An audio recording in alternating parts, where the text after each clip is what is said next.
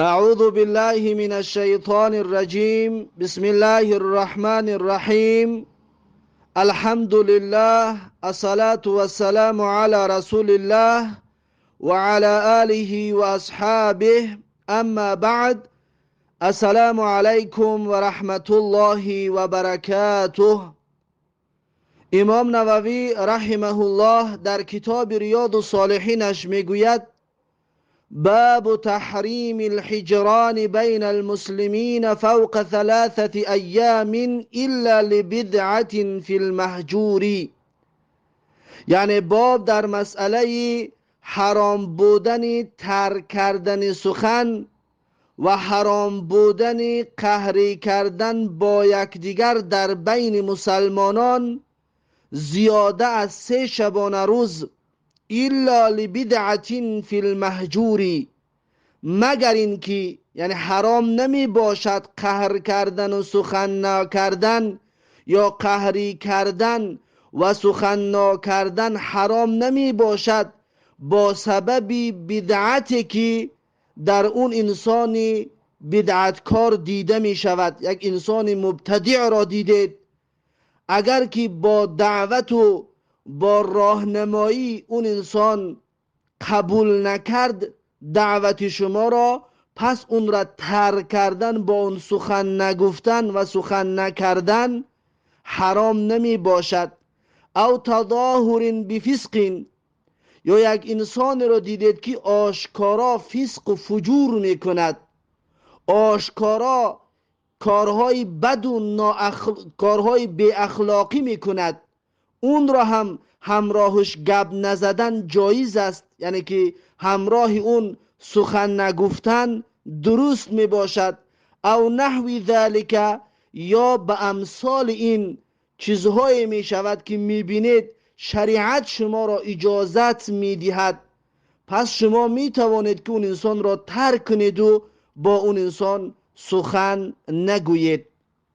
پس امام نووی رحمه الله در زیر این باب 2 آیت و چند از حدیث های نبوی رحمه الله، چند از حدیث های نبوی صلی الله علیه و سلم را برای ما و شما تقدیم و پیشنهاد می گرداند.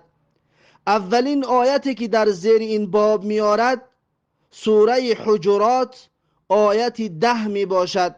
می گوید که قال الله تعالی، الله سبحانه و تعالی در سوره حجرات آیت 10 فرموده است که انما المؤمنون اخوه، هر آینه مسلمانان برادر یکدیگر هستند، مسلمانان با یکدیگر برادر می باشند. فاصلحوا بین اخویکم، پس الله سبحانه و تعالی می گوید پس صلح باندازید، صلح برقرار بکنید در بین برادرانتان، یعنی با یکدیگر صلح بکنید و با یکدیگر قهری نکنید و با یکدیگر آشتی بکنید. این اولین آیتی بود که الله سبحانه و تعالی مؤمنین را خطاب کردند که برادر یکدیگر هستند، نباید با یکدیگر قهر بکنند و با یکدیگر سخن نگویند. این اولین آیتی که امام نووی رحمه الله در زیر این باب آورده است. و بعد از این دومین آیت را آورده میگوید و قال تعالی، الله سبحانه و تعالی در سوره مائده آیت 2 میفرماید، الله سبحانه و تعالی میگوید ولا تعاونوا علی الاثم والعدوان. الله سبحانه و تعالی میگوید ولا تعاونوا، یعنی شما یکدیگر را دستگیری نکنید، یکدیگر را یاردم و کمک نکنید، علی الاثم، در گناه و معصیت، والعدوان، و در تجاوز و معصیت و گناه شما یکدیگر را، و در دشمنی و معصیت و گناه شما یکدیگر را دستگیری نکنید. یعنی یک انسان را دیدید که در گناه است، از شما کمک میخواهد برای انجام دادن آن گناه، پس شما اون را یاردم نکنید، پس شما اون را دستگیری نکنید، پس شما در بر اون را کمک نکنید، اون معصیت را اون انسان انجام ندهد. پس این دومین آیت است که نباید مسلمان یکدیگر را در گناه و معصیت و تجاوز و دشمنی و بدبینی یاردم بکند، نباید یاردم بکند. پس از اینجا مفهوم مخالفه این هست که یک انسان را در کار ثواب و خیر دیدید پس کمکش بکنید. یک انسان را دیدید با کسی میخواهد دوستی بکند و با کسی میخواهد محبتش را که اون انسان را دوست می‌دارد بیان بکند، پس شما کمکش بکنید تا اینکه بتواند اون انسان با یک انسان نیکی بکند یا یک انسان در محبتش را برساند. پس این بود دومین آیتی که امام نووی رحمه الله در زیر این باب آورده است. اکنون میگذاریم به قسم حدیث های این باب. اولین حدیث این باب حدیث 1590 کتاب ریاض الصالحین می باشد. امام نووی رحمه الله در زیر حدیث 1590 کتاب ریاض الصالحینش می گوید و عن انس رضی الله عنه قال، یعنی از انس رضی الله عنه روایت است که گفت قال رسول الله صلی الله علیه و سلم، رسول الله صلی الله علیه و سلم فرمودند لا تقاطعوا، یعنی که شما با یکدیگر قطع رابطه نکنید. ای مسلمانان با یکدیگر قطع رابطه نکنید. ولا تدابروا، شما با یکدیگر پشت نگردانید، یعنی قهری نکنید. ولا تباغضوا، شما با یکدیگر دشمنی و بغض و عداوت نکنید ای مسلمانان. ولا تحاسدوا، و در بین یکدیگرتون شما حسد نکنید ای مسلمانان. و کونوا عباد الله اخوانا، و باشید شما همچون بندگان الله و همچون برادر یکدیگر.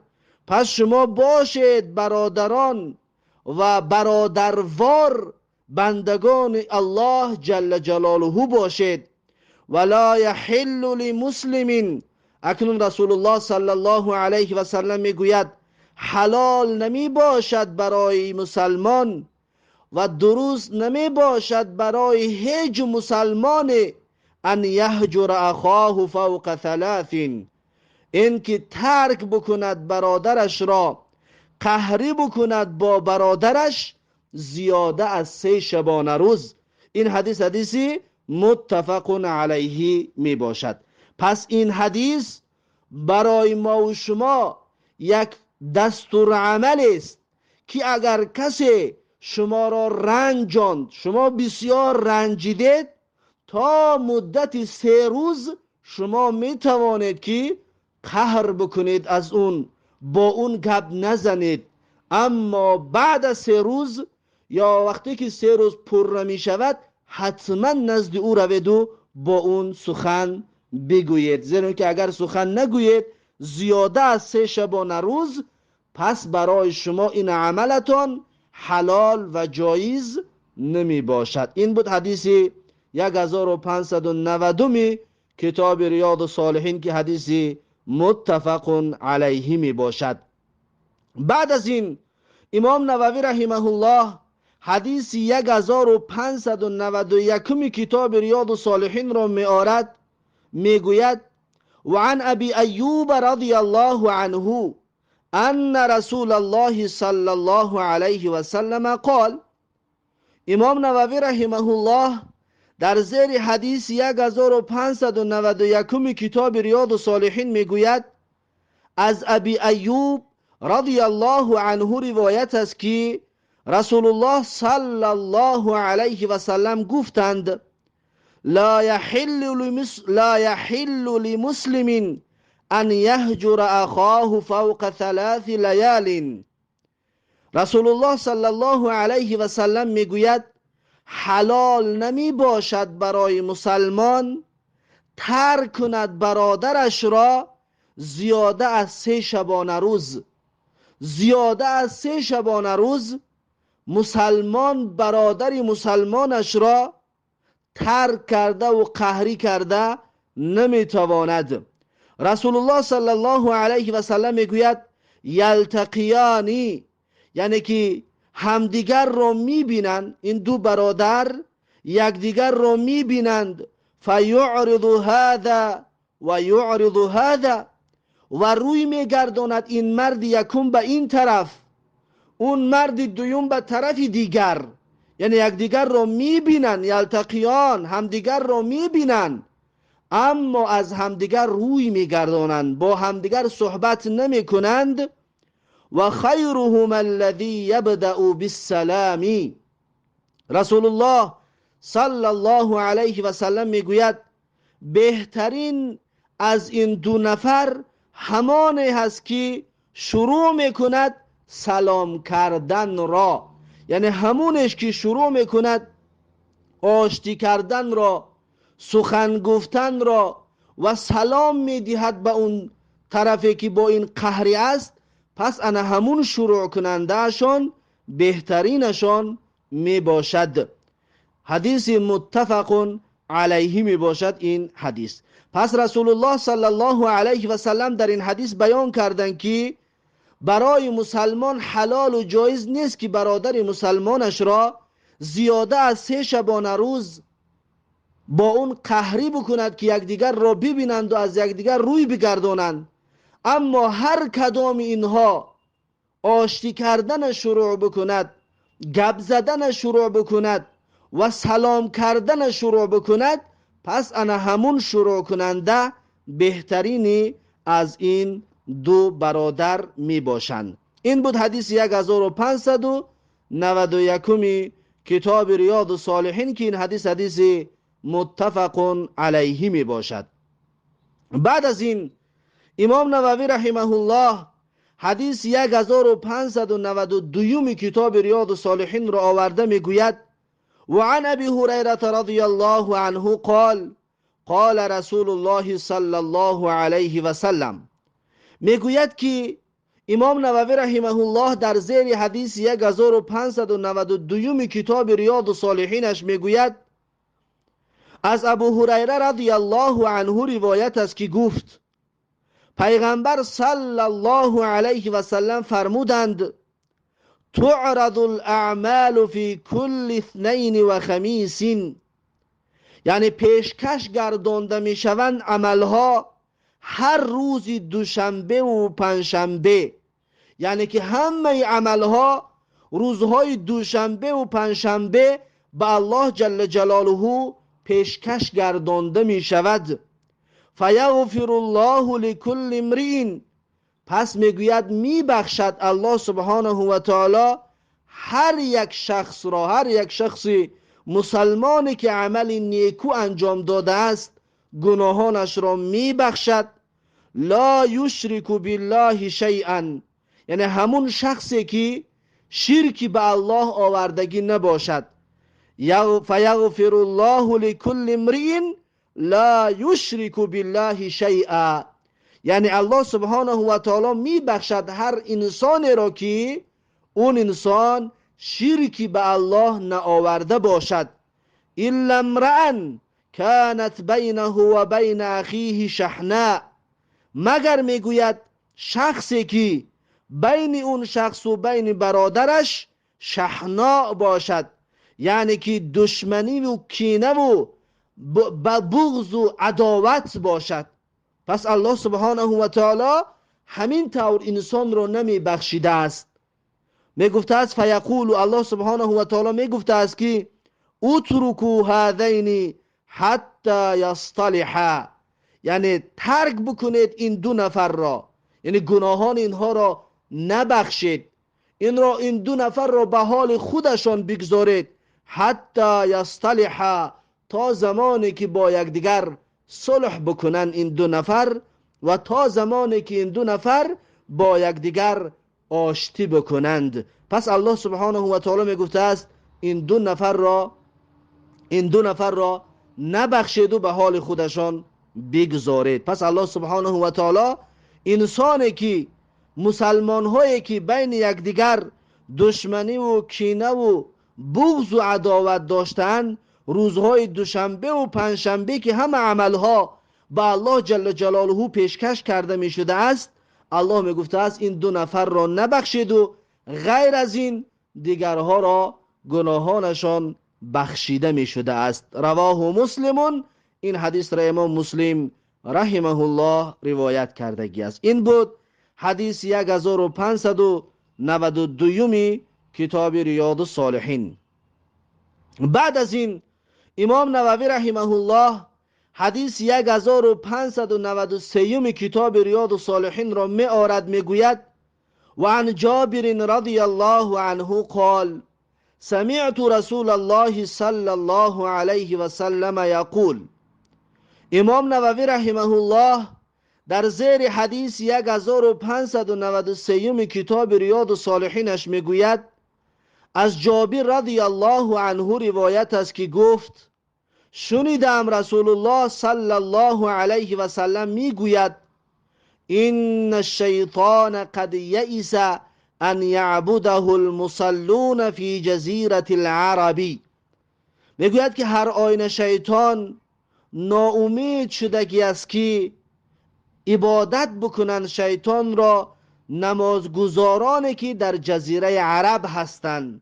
یعنی شیطان از پیرو پیدا کردن از بین نمازخوانهایی که در جزیره عرب هستند از اونها ناامید شده است. میگوید رسول الله صلی الله علیه وسلم ولکن فی التحریش بینهم، ولیکن میگوید برای خراب کردن آنان با یکدیگر، برای خراب شدن آنها با یکدیگر و برپا کردن فتنه و آشوب و نافهمی ها در بینشان شیطان کوشش میکند.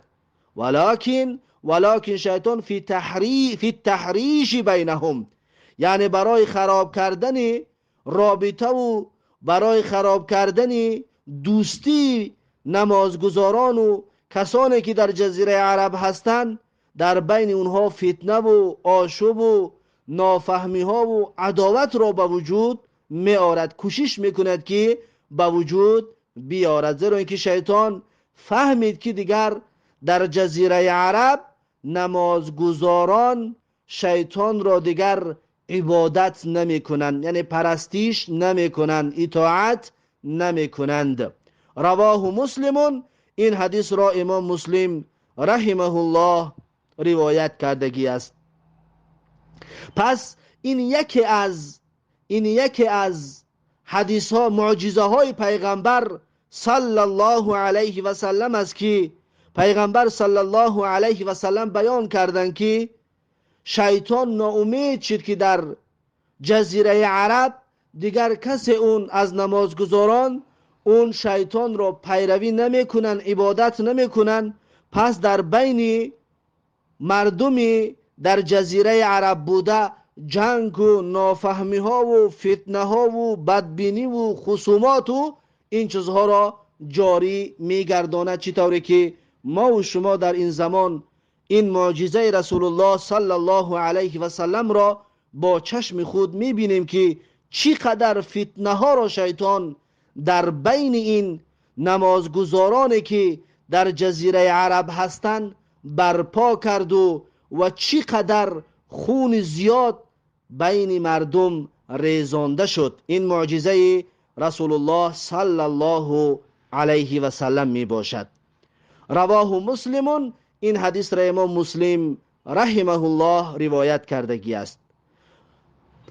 امام نووی رحمه الله در زیر این حدیث میگوید التحریش، معنای تحریش میگوید الافساد، یعنی که فاسد کردن مردم و تغییر قلوبهم و دیگرگون کردن دلهای مردم و تقاطعهم و از یکدیگر قطع رابطه کردن مردم را میگویند.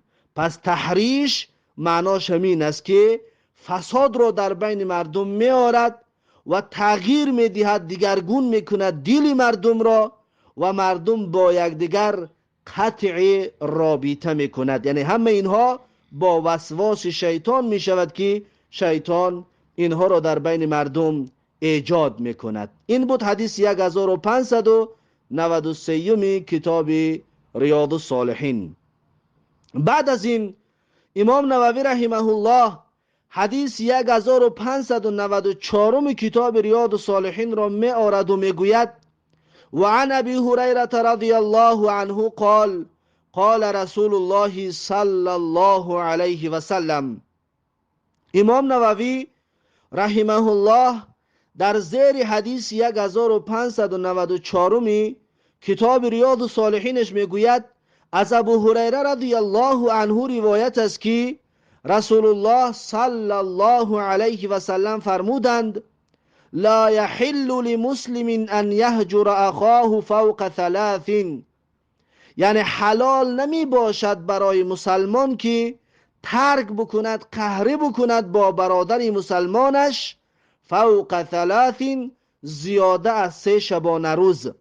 فمن هجر فوق ثلاث، پس هر انسانی که زیاده از 3 شبانه روز قهری میکند، دیگر مسلمان را ترک میکند و سخن نمیگوید، فمات دخل النار، پس اون انسان اگر در همین حالت بمیرد، پس اون انسان داخل آتش جهنم میگردد.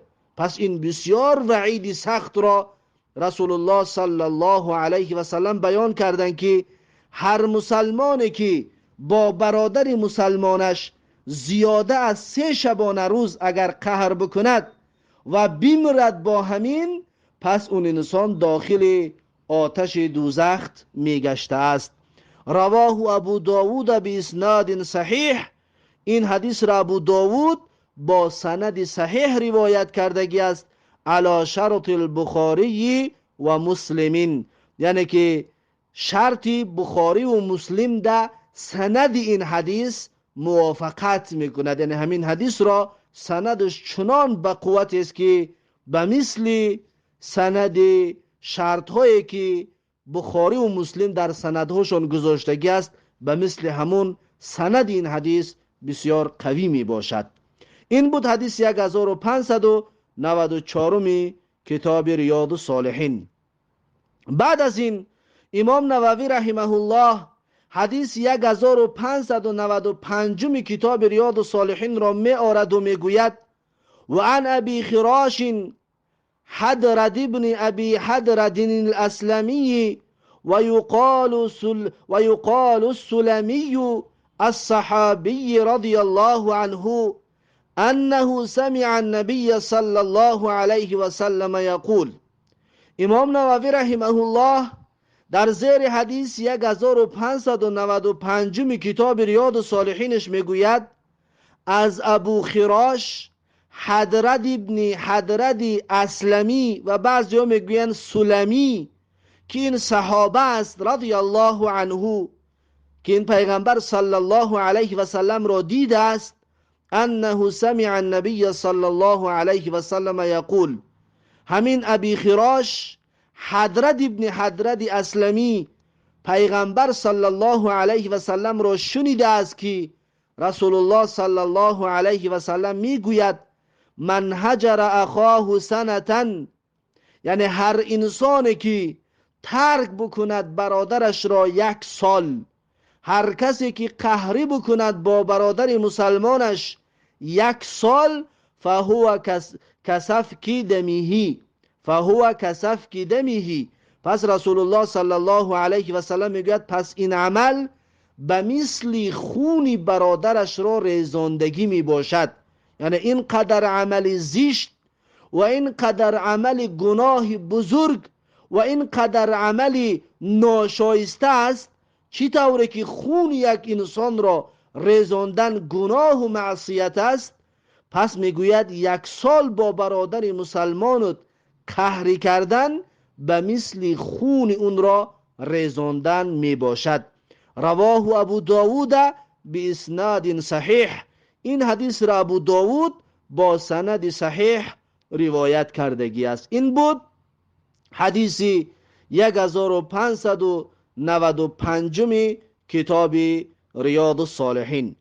بعد از این امام نووی رحمه الله آخرین حدیث این باب حدیث 1596 را از کتاب ریاض الصالحینش می آورد و می گوید و عن ابی هریره رضی الله عنه ان رسول الله صلی الله علیه و سلم قال، یعنی که امام نووی رحمه الله در زیر حدیث 1596 کتاب ریاض الصالحینش می گوید و از ابو هریره رضی الله عنه روایت است که رسول الله صلی الله علیه و سلم گفتند لا يحل لمؤمن ان یهجر مؤمنا فوق ثلاث، یعنی که حلال نمی باشد برای مؤمن که قهری بکند با مؤمن دیگر زیاده از 3 شبانه روز.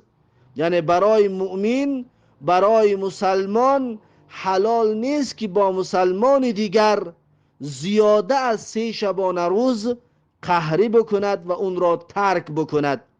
فَإِن مرت به 3، پس اگر میگه 3 شبانه روز که گذشت، فَلْيَلْقَهُ، پس باید به دیدار اون برود، باید برود برای دیدن اون برادرش. یعنی با کسی که قهر و غضب کردی و گپ نزدی، وقتی که 3 روز از بین گذشت، فلیلقه، رسول الله میگه پس باید این انسان نزد همون کسی که با اون قهری کرده است نزد اون برود.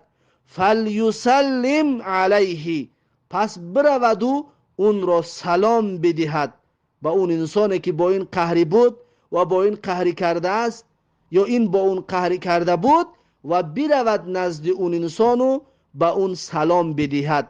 فإن رد علیه السلام، پس اگر که اون جانب سلام را جواب داد، فقد اشترک فی الاجر، پس واقعا اینها هر دویشان شریک می باشند در پاداش و ثواب و اجر. یعنی هر دویشان پر ثواب میگیرند، هر دویشان پر اجر میگیرند. و این لم یرد علیه، اگر که جواب ندهد سلامش را، این آدم رفت و با اون سلام داد و اما اون آدم اگر سلامش را جواب نداد، فقد باء بالاسم، پس رسول الله صلی الله علیه و سلم میگوید پس واقعا مرتکب گناه شده است این انسان. فقد باء بالاسم، یعنی که این انسان مرتکب اسم شده است، مرتکب گناه شدگی است. یا که فقط باء بالاسم، یعنی که واقعا بازگشته است اون انسان به گناه، به معصیت بازگشته است که سلام برادرش را جواب نداده است. و خرج المسلم من الهجرة، و خرج المسلم من الهجرة، و میگه بیرون میشود این انسان سلام کننده از هجرت و از قهری بودن و از قهری کردن. یعنی که بالای این انسان دیگر گناه نیست. مثال این مسئله همین است که یک انسان با شما قهری است، زیاده از 3 شبانه روز نزد اون می روید، یا شما با اون قهری بودید نزد اون انسان می روید، با اون سلام می دهید. اگر سلامتون را جواب داد، هر دویتون پره ثواب را دریافت کردید، هر دویتون پره پاداش می گیرید. اما شما سلام داده، اون جانب سلام را جوابش را نداد و اون انسان به گناه بازگشته است و دیگر بالای شما گناه قهری بودن نیست. یعنی که شما بیرون می شوید از گناهی قهری بودن. اگر اون انسان دیگر گپ هم نزند با شما، دیگر شما از گناه بیرون می شوید. اما اون انسان در گناه می غوطد و بازگشته است اون انسان به معصیت. رواه ابو داود باسناد حسن، این حدیث را ابو داود با سند حسن روایت کردگی است.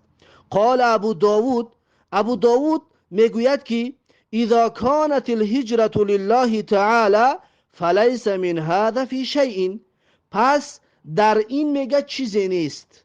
یعنی چی؟ یعنی اگر قهری کردن به خاطر الله باشد، پس فلیس من هذا فی شیء، یعنی شامل این گناه و معصیت ها نمی شود. پس ما و شما در حدیث 21 از همین کتاب ریاض الصالحین خوانده بودیم قصه اون کعب ابن مالک و هلال ابن امیه و مرار ابن ربیع، اینها را قصه شون خوانده بودیم که پیغمبر صلی الله علیه وسلم با اینها گپ نزد و اصحاب امر کردن که با اینها گپ نزد. کعب ابن مالک نزد پسر عمکش رفت، پسر عمکش او قدر دوست می داشت و پسر عمکش هم کعب ابن مالک را دوست می داشت، اما گپ نزد، زیرا که رسول الله معنشان کردگی بود از گپ زدن با این 3 نفر مسلمانان. با این 3 نفر گپ نمی زدن، زیرا که این 3 نفر از غزوه تبوک تخلف ورزیدگی بودن. پس پیغمبر صلی الله علیه وسلم و تمام مسلمانان با این 3 نفر قطع رابطه کردن به خاطر این معصیتی که اینها در جنگ تبوک اشتراک نکردند. پس این اون حدیثی که در اول کتاب خوانده بودیم، حدیث 21، اون قصه دلیل است هر کسی را شما ترک کرده، در اون بدعت دیدید، در اون خرافات دیدید یا معصیت آشکارای اون انسان را دیدید، اون را ترک کنید، با اون گپ نزنید، جایز و درست است برای شما، زیرا که انسان در معصیت و گناه می باشد. اما متاسفانه در این شب و روز بسیار دیده می شوند برادران با یکدیگر از نزد یکدیگر میگذرند و با یکدیگر سلام نمی کنند و یکدیگر را سلام نمی دهند. خود میگوی 2 مرده بری بر هستند یا که 2 مرده از بری هم گذشتند. متاسفانه امروز این چیز خیلی زیاد دیده می شود. این طایفه دیگر طایفه است و این گروهش سلام نمی دهد، این گروه یک گروه دیگر است و اون را سلام نمی دهد. هر دویشان مسلمان، هر دویشان دعوای قرآن و سنت میکردگی هستند، هر دویشان دعوا دارند که اهل ایمان هستند و پیرو رسول الله صلی الله علیه وسلم هستند، اما با یکدیگر سلام نمی کنند. این بسیار جای تأسف و جای غمگینی و جای غمانگیز است که مسلمان ها یکدیگر را میبینند و سلام نمیدهند. خب میگوی 2 مرده بری از یک، یعنی که از بری هم گذشتن، یا میگوی اون طرف یهودی و نصرانی باشد که اون را سلام نمیدهد. و رسول الله صلی الله علیه و سلم درباره سلام دادن که ما و شما حدیثاش در گذشته خوانده بودیم، سلام دادن چی فایده ها دارد؟ سلام دادن این دلالت بر ایمان داشتن اون انسان میکند و سلام دادن الفت و محبت را در بین مسلمانان زیاد میکند، زیرا که رسول الله صلی الله علیه وسلم میگوید والله لا تدخلوا الجنه حتی تؤمنوا. رسول الله میگوید که شما داخل جنت نمیشوید تا زمانی که ایمان نآورید، یعنی تا ایمان نیارید داخل جنت نمیشوید. ولا تؤمنوا حتی تحابوا، و شما ایمانتون کامل نمی شود تا اون وقتی را که به یکدیگر محبت نکنید و یکدیگر را دوست ندارید. افلا اخبركم بشیء اذا فعلتموه تحاببتم. رسول الله صلی الله علیه و سلم میگوید آیا من شما را خبر ندهم به چیزی که اگر اون چیز را انجام دادید شما یکدیگر را دوست می‌دارید، در بین شما دوستی و محبت پیدا می شود؟ آیا این را برای شما بیان نکنم؟ آیا این را برای شما خبر ندهم؟ آیا شما را از این عمل بزرگ آگاه نسازم؟ پس رسول الله صلی الله علیه وسلم گفتن که افشوا السلام بینکم، یعنی شما در بین خودتان سلام را پهن بکنید، یکدیگر را در هر جایی که دیدید سلام بدهید. سلام دادن سببهای محبت را در بین شما به وجود آوردن می شود که شما به یکدیگر محبت پیدا می کنید. سلام دادن سبب داخل جنت گشتن شما یا که ایمان شما را کامل بودنش را دلالت می کند که شما کامل الایمان هستید یا کامل الایمان می باشید. پس برادران عزیز و مهربان، قهری کردن بدون عذر شرعی این حرام و ناجایز است و بسیار گناه بزرگ و بسیار گناه نابخشیدنی است. پس انسانی که قهری هست تا امروز نمیدانست، وقتی که امروز فهمید این مسئله را، باید همین زمان شنیدن برابر رجوع بکند به نزد اون برادرش، با بیرود نزد اون کسی که با اون قهری هست، با اون سلام بکند. اگر سلامش را جواب داد، اون انسان هم به مثل این ثواب میگیرد، اجر میگیرد. اگر جواب نداد، پس این انسان از گناه و معصیت خالی می شود، دیگر این حکمی قهری بودن را نمیگیرد. اجر و پاداش فراوان براش الله سبحانه و تعالی تقدیم میکند. پس کسی که اهل بدعت است و اهل خرافات است و کسی که فاسق آشکارا هست، با اون قهری کردن، با اون گپ نزدن موافق اسلام جایز است، تا زمانی که بدعتش را ترک کند، تا زمانی که اون گناه و معصیت و فسق و فجورش را ترک کند، تا اون زمان جایز و درست است با این طور انسان قهری کردن و با این طور انسان سخن نگفتن. پس این بود درس این باب که امام نووی رحمه الله در مسئله حرام بودن قهری کردن در بین مسلمان ها زیاده از 3 شبانه روز، با همین این باب به آخر رسید. بعد از این باب نو شروع می شود، باب النهی عن التناجی اثنین دون ثالث بغیر اذنه الا لحاجت. میگوید که باب در مسئله منع بودن تناجی، یعنی که 2 نفر تناجی اثنین، یعنی 2 نفر در بین خودشان تناجی بکنن، یعنی که در گوش اون سخن بگوید، صحبت پست بکند که دون ثالث، یعنی سیومگی انسان نشنود. یعنی 3 نفر هستند و این 2 نفر سخن پست بگوید در گوش اون انسان، سخن بگوید که این سومی نشنود، بغیر اذنه، یعنی بدون اجازتی اون 3 نفر. پس این در اسلام حرام است، اسلام این را منع میکند. الا لحاجت، مگر که اگر حاجت شود، مگر اگر که ضرورت پیش بیاید، بعد مباح میگردد. و الا این کار را کردن در گوش یک از سخن بگو یک از دیگر اوسوتر 1 نفر باشد و اون نشنود، این ناجایز است و نادرست است، زیرا که اون انسان 3 میتواند که فکرهای بد نسبت به شما بکند و گمان بد به این 2 نفر بکند. از این حساب شریعت این را منع میکند. این باب نو است. این باب نو را انشاءالله درس آینده خواهیم گرفت. پس درس امروزه همون را در همین جا به پایان میرسانم و تا درس آینده الله حافظ و مددگار. بارک الله فیکم و جزاکم الله خیرا و السلام علیکم و رحمت الله و برکاته.